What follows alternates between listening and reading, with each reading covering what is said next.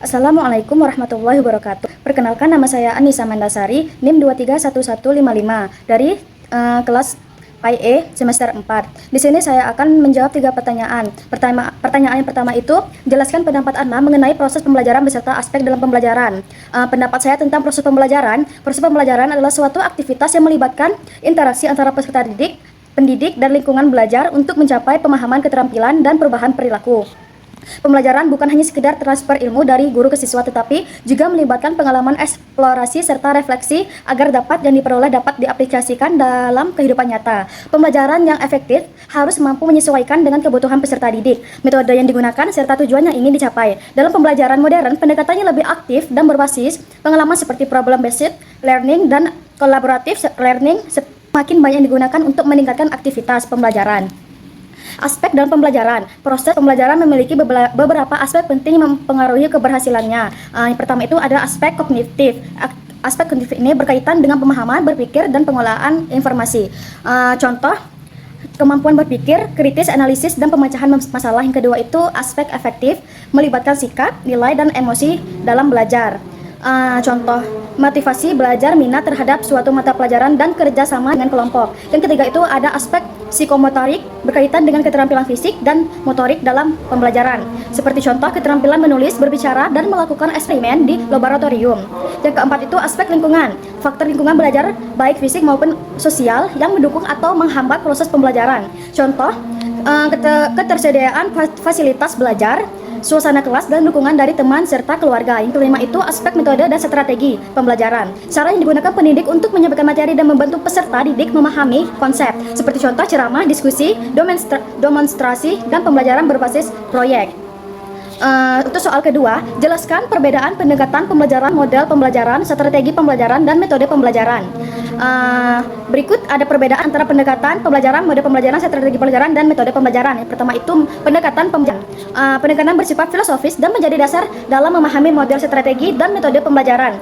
Seperti contoh pendekatan konstruktivisme, siswa membangun sendiri pemahamannya, atau pendekatan saintifik atau berbasis pengamatan, eksperimen, dan analisis. Yang kedua itu model pembelajaran. Model adalah kerangka konseptual yang mengatur strategi dan metode pembelajaran agar lebih sistematis dan efektif.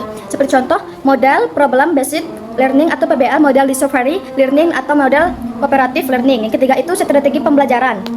Strategi ini adalah perencanaan atau taktik untuk mencapai tujuan pembelajaran, serta bisa bersifat langsung atau direct instruction, atau tidak langsung atau indirect instruction, bergantung pada kebutuhan siswa. Seperti contoh, strategi expository atau guru banyak menjelaskan, atau strategi inquiry atau siswa mencari tahu sendiri.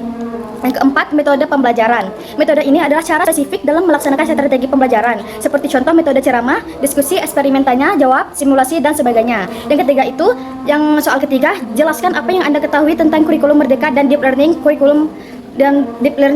Kurikulum Merdeka ini adalah kebijakan pendidikan di Indonesia yang diperkenalkan untuk Kementerian Pendidikan, Kebudayaan, Riset, dan Teknologi. Kurikulum ini bertujuan untuk memberikan fleksibilitas bagi sekolah dan siswa dalam menentukan pembelajaran yang sesuai dengan kebutuhan dan minat mereka. Ciri utama kurikulum Merdeka ini, pertama itu berbasis pembelajaran berbasis kompetensi. Yang kedua itu fokus pada esensial. Yang ketiga itu pembelajaran yang fleksibel.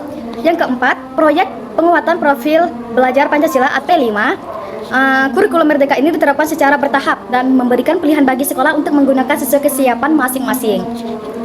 Selanjutnya itu deep learning. Deep learning ini adalah cabang dari machine learning yang menggunakan jaringan saraf tiruan atau artificial neural network dengan banyak lapisan atau deep neural network untuk memproses data secara kompleks. Karakteristik utama deep learning ini pertama itu jaringan saraf atau tiruan, terinspirasi dari cara kerja otak manusia dalam mengenali pola dan membuat keputusan. Yang kedua itu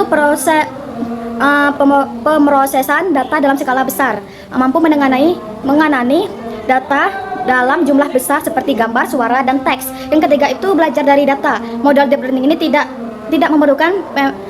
memerlukan pemrograman eksplisit, melainkan belajar sendiri dari data latih. Yang keempat itu aplikasi luas, digunakan dalam pengenalan wajah, pemrosesan bahasa alami atau NLP, kendaraan otonom, dan banyak lagi.